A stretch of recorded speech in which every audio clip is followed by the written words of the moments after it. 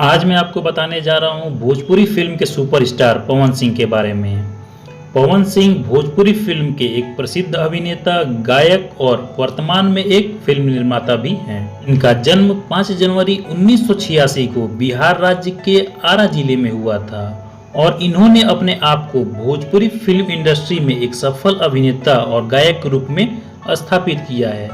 जैसा कि मैंने आपको बताया और आपको पता भी होगा कि पवन सिंह भोजपुरी फिल्म इंडस्ट्री के एक अभिनेता और गायक हैं, तो इस तरह इनकी पहली फिल्म 2007 में रिलीज हुई थी जिसका नाम था रंगले चुनरिया तोहरे नाम के, और इनकी पहली गाने की एल्बम 1997 में रिलीज हुई थी और इस एल्बम का नाम था ओढ़निया वाली।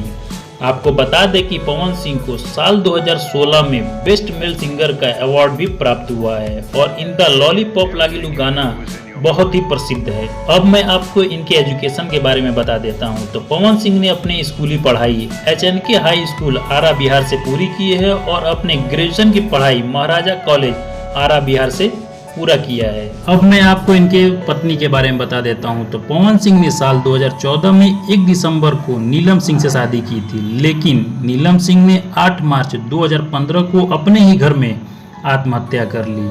आपको बता दी कि पवन सिंह के उस समय 2 अफेयर में थे। एक का नाम था नीलम सिंह जो कि पत्नी थी और दूसरे का नाम था उर्वशी चौधरी।